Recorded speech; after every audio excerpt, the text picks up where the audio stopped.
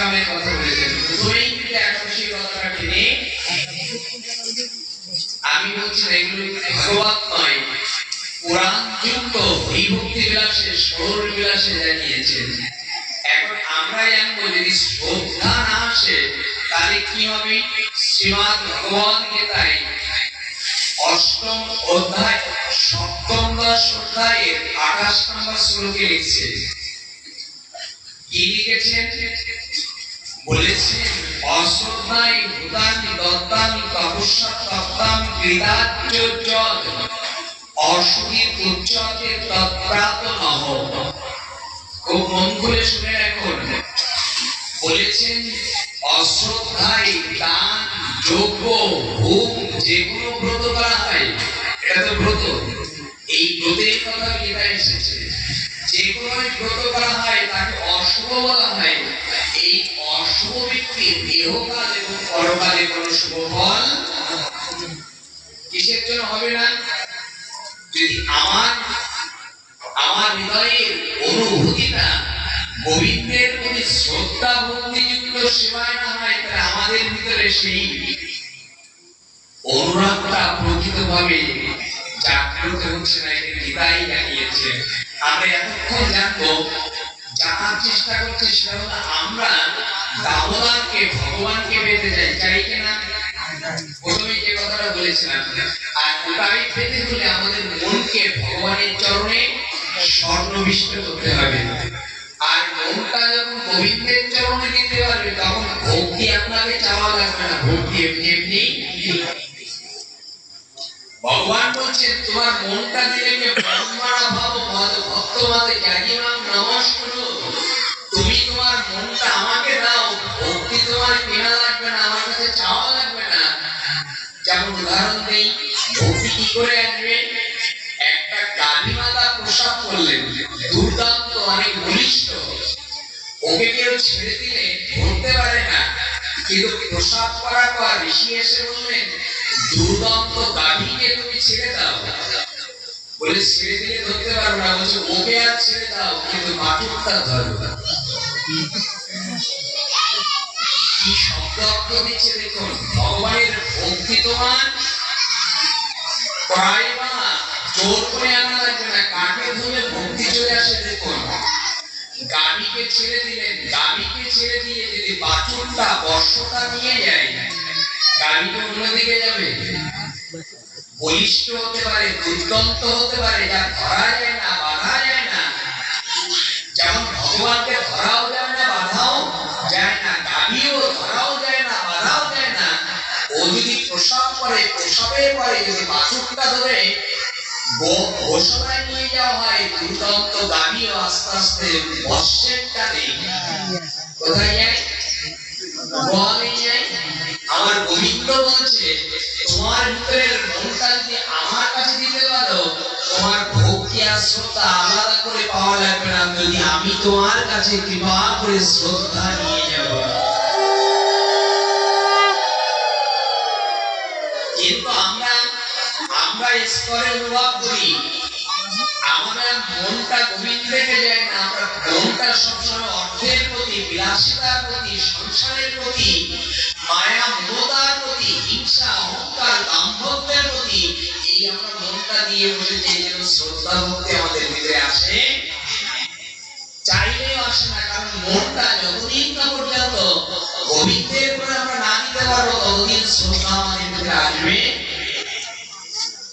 আমি এতক্ষণ যে লীলার উপরে যেতে চাচ্ছি একটু লক্ষ্য করবো, সেটা হলো গোবিন্দকে এই একমার ব্রত করে মূল উদ্দেশ্য যাওয়ার ভগবান ধামে, তাই তো?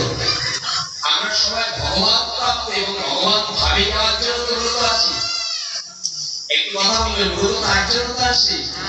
এখন উদাহরণে আসি, আমরা খুব চমৎকার উদাহরণে আসবে এবং শাস্ত্রযুক্ত।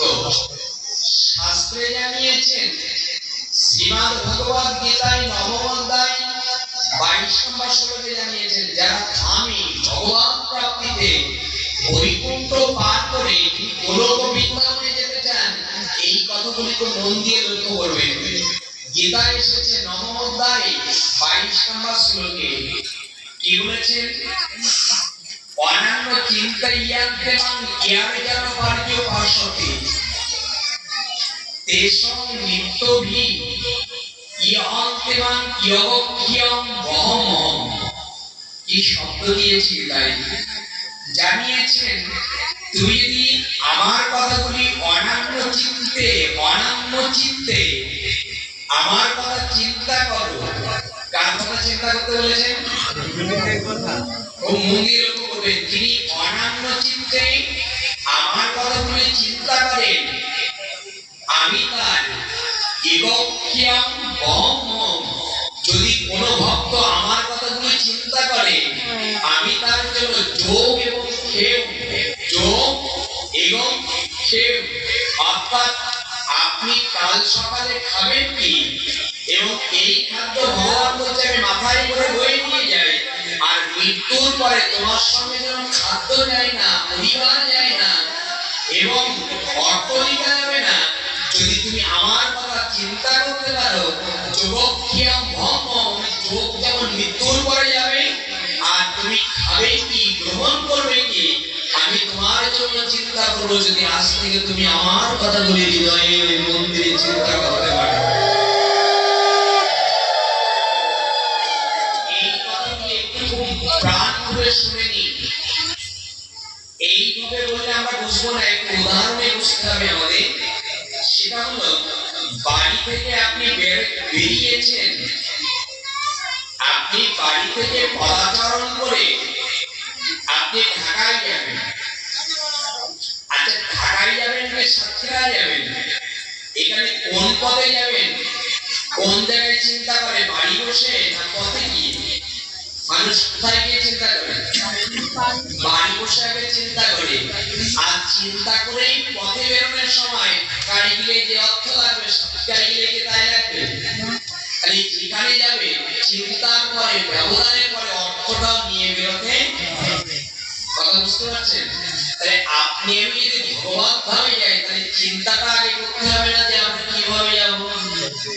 এই চিন্তাটা কোথায় বসে করতে হবে? মন দিয়ে লক্ষ্য করবেন, এই চিন্তার কথা ভগবান বলেছে।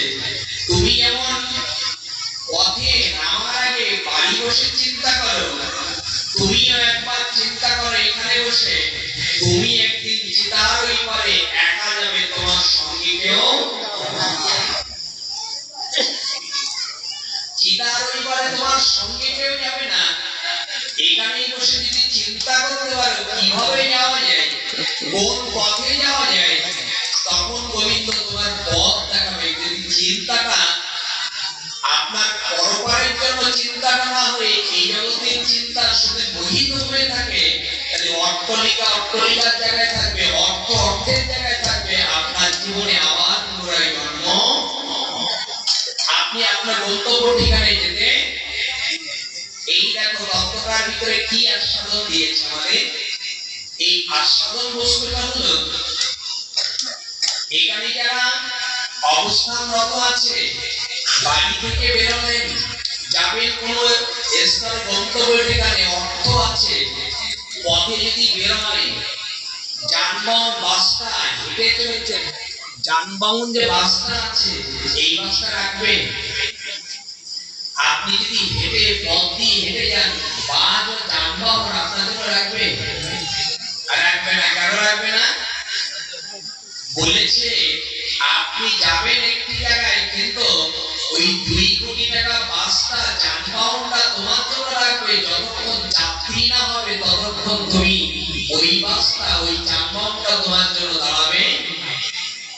আচ্ছা, পথি হেঁটে গেলে যাত্রী বলে না পথি বলে?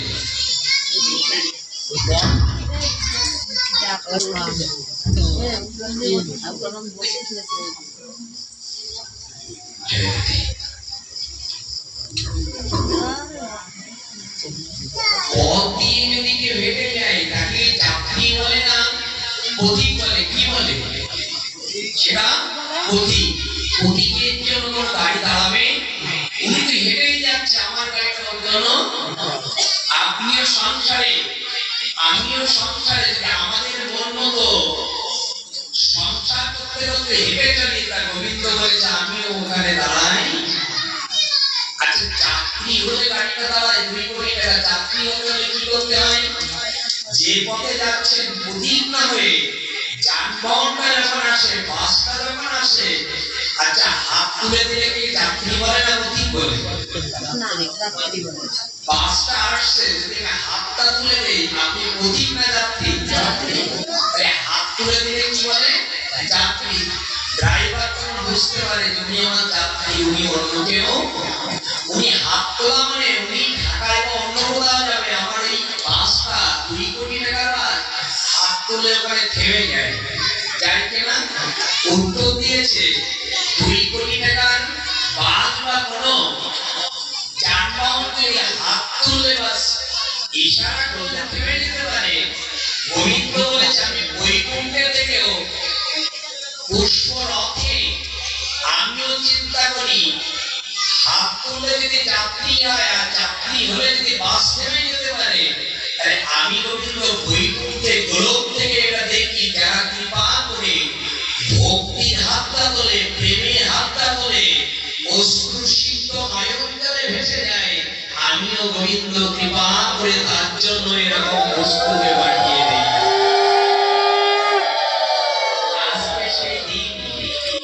আজকে সেই দিন দামোদরকে বিদায় দেওয়া যাচ্ছে। এই দেখো তত্ত্বটার ভিতরে আমরা যাব, কিন্তু উত্তরগুলো একটু লক্ষ্য করবেন। এই পথে দাঁড়ালে যদি হাত উঁচু করলে, হাত উত্তোলন করলে যদি যাত্রী হওয়া যায়, তাহলে মনে রাখেন এই দামোদরের চরণে যদি কেউ কৃপা করে আজ রজনীতে বিশ্রাম লগ্নে, সমাপ্তি লগ্নে, অন্তিম লগ্নে যদি কেউ কৃপা করে বিদায়ের বেলায় দুটা নয়ন জল দিয়ে দামোদরের চরণে কৃপা করে ভিক্ষা দান করতে পারো, তবে গোবিন্দ বলেছে ওইটুকুর জন্য আমি তোমাকে ভুলবো। অনেকে কেঁদেছি আমরা, ছেলে হারিয়ে কেঁদেছি, স্বামী হারিয়ে কেঁদেছি, ব্যবসা হারিয়ে কেঁদেছি। কাদাল কেবল আমি যেদিন চলে যাব, যার কোলে যাব, যে আমার কোলে নেবে, যে আমার আপনজন হবে, গৌর বলে, কানাই বলে, দামোদর বলে এখনো দুমুটার চোখের জল ভাষা হয়নি। কবি আমরা সেই গৌরের চরণে আমাদের এই স্তর দিয়েছে, একটু লক্ষ্য করব। সেই স্তর দিয়েছে কি জানেন? এই জায়গায় এতক্ষণ এলাম, যারা এসেছেন অনুরোধ করবো প্রতীক না হয়ে একটু যাত্রী হন। আপনি আমি আসি, আমরা এরকম আসা যাওয়ার পথে, আমরা আসা যাওয়ার পথে একটু ভক্ত হই গোবিন্দের, তুমি ছাড়া আমার আর কেউ। এইটুকু নিবেদন করে গেলাম। বাহিরের তত্ত্বের কথা অনুভব করলাম, আমরা বাহিরের তত্ত্বে নাই দামোদরের কথা বলে পাঠ বিশ্রাম দেব। সেটি দিয়েছে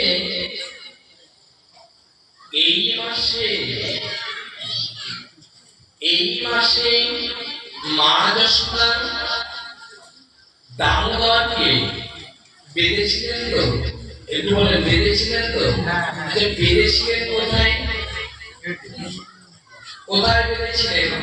পৃথিবীর বুকে আমরা যদি স্থানের নাম সূচনা করি, কোথায় বেঁধেছিলেন? এইগুলো তো সৃষ্টি কোথা থেকে বললাম, এই যে ব্রত আমরা করছি, এইগুলো তো সৃষ্টি কোথা থেকে, কতদিন আগের কথা এটা।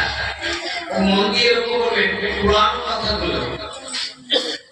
এটাই বলেছে এখানে 5000 বছর, 5000 বছর পূর্বে আমার যুগের শেষ ভাগে এই ব্রতর মহিমান্বিত সেই বৃন্দাবনে মথুরা রাজধানীতে কংসের কারাগারের সন্নিকটে এই লীলার সৃষ্টি হয়েছিল।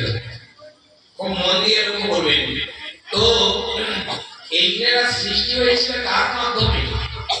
যে লীলাটা আমরা প্রতিপালন করছি এটা জানা দরকার। কার মাধ্যমে সৃজন হয়েছিল? রাধারানীর মাধ্যমে, উদ্ধবের মাধ্যমে? কার মাধ্যমে ব্রত সৃষ্টি হয়েছিল? অন্য কারো নয়, সেটা হলো যশোদার মাধ্যমে আজ এই লীলা সৃজন করে ভগবান কৃপা করে জগৎকে চাচারণ করার জন্য পথ দেখালেন। কি পথ দেখালেন?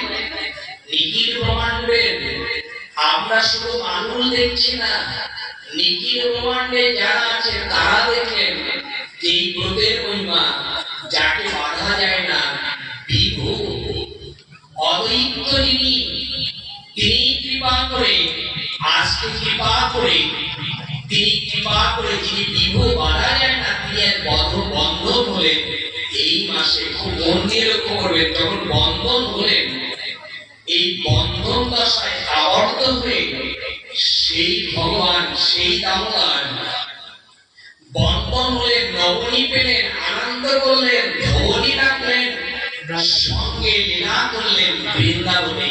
এর নাম হলো দামোদর। দামোদর শব্দ অর্থ কি? দাম শব্দ অর্থ দড়ি, উদার শব্দ অর্থ পেট, এর মুঠো খুলে বাঁধার নাম হলো দামোদর। এই দামোদর যখন বৃন্দাবন থেকে চলে গিয়েছিল, মা যশোদা, খুব মন দিয়ে লক্ষ্য করবেন, মা যশোদা ধবলী বা শ্যামলী বৃক্ষগণ এবং যারা দামোদরের সঙ্গে প্রেমের রত ছিল, তারা কি বিনা চোখের জলে বিনা দুঃখে বৃন্দাবনে ছিল? একটু ভাববেন, দামোদর কে? কৃষ্ণ না অন্য কেউ? এই দামোদর কি কৃষ্ণ না অন্য কেউ? কৃষ্ণ। তো কৃষ্ণ এই নবনী পেতেন, বৃন্দাবনে থাকতেন, ছটা সখীদের সঙ্গে তিনি লীলাবিলাস করেছিলেন 11 বছর। 11 বছর পর তিনি কি চলে গিয়েছিলেন না বন্ধু? নিজে বৃন্দাবন থেকে কোথায় চলে গিয়েছিলেন জানা আছে আপনাদের? বৃন্দাবন থেকে কৃষ্ণ এই দামোদর চলে গিয়েছিলেন অপুরের হ্রদে, চলে গিয়েছিলেন কোথায়? মথুরাতে। কথাগুলো খুব মন দিয়ে আজ দামোদরকে বিদায় দিতে হবে, একটু বিদায়ের কথাগুলো শুনুন। এই জায়গায় দাঁড়িয়ে না, যেদিন 11 বছর পার করলেন, এই পার করার পরে তিনি অপুরের হ্রদে চলে গেছেন। আমরাও এই 30টা দিন পার করে আজও আমাদের দামোদর আমাদের ছেড়ে চলে যাবে। তত্ত্বটা কতগুলো হৃদয় নেবে কলিতে না, যেদিন নিমাই চলে যাবে সেদিন বিষ্ণুপ্রিয়া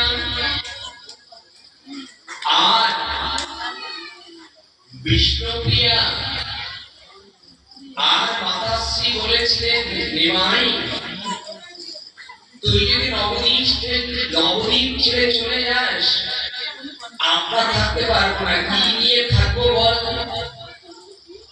আজকে বিষ্ণুপ্রিয়া সহ মাতাশ্রীকে বলেছিলেন, ও মা বধুয়া, তোমরা আমার দেহকে দেখবে চলে যেতে, কিন্তু যদি এই ভক্তি দিয়ে, এই প্রেম দিয়ে, নিমাই নামটা নিয়ে, গৌর নামটা দিয়ে ঠাকুর ঘরে যদি ডাকতে পারো, এই নিমাই কখনো অন্য জায়গায় থাকবে না, ওই নিমাই ঠাকুর ঘরে এসে দাঁড়াবে, তুমি দুঃখ পাবে না।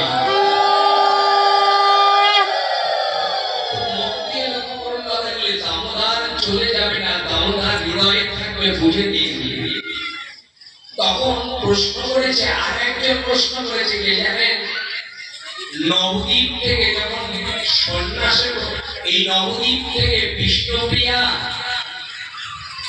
আর মাতাশ্রী যখন বিদায় দিলেন, যেদিন অন্তিম হয়ে যাবে, গৌর চলে যাবে, পার্শ্বদ গর্ব জিজ্ঞাসা করলেন, প্রভু নাম নিয়ে তুমি এসেছিলে, কিন্তু নাম, এই নাম পৃথিবীতে পলায়ন করলে, প্রচার করলে, কিন্তু তুমি যদি চলে যাও, এই নাম কে রক্ষা করবে?